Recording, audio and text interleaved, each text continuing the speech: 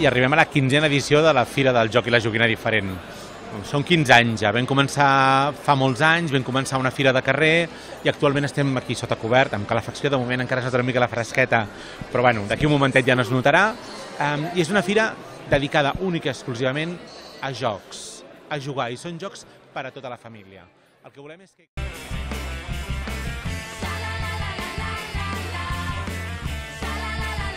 Em sembla que és el quart any que ja venim i estem encantats. És un lloc on hi ha molta participació i és el que ens agrada, que la gent participi i vegi les nostres propostes i difondre la idea aquesta de que les matemàtiques siguin una cosa atractiva i divertida i on es pensi.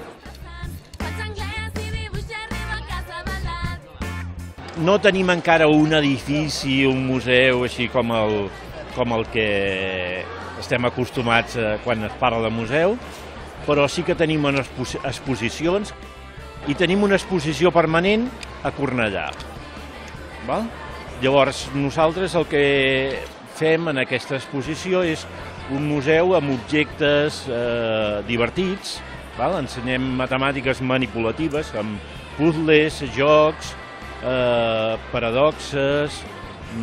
Aquesta és la nostra idea, difondre aquesta idea de les matemàtiques properes, divertides, allunyades de la pànic que la gent, quan ens diem matemàtiques, però un museu, què voleu fer aquí? Podeu posar els números a dins de les vitrines. No hi ha vitrines, tot és de tocar.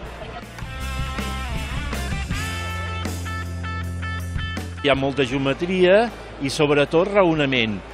Descobrir com aquella cosa funciona, com ho has de fer per fer aquella combinació de cartes o combinació de geometria. Això és el que nosaltres defensem, en matemàtiques, com una cosa a pensar.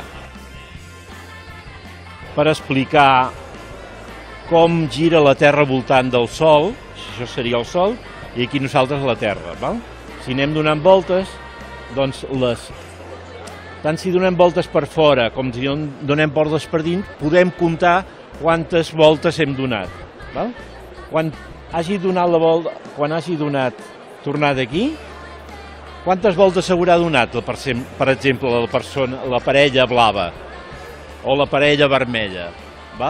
I estem una estona fent pensar a la gent.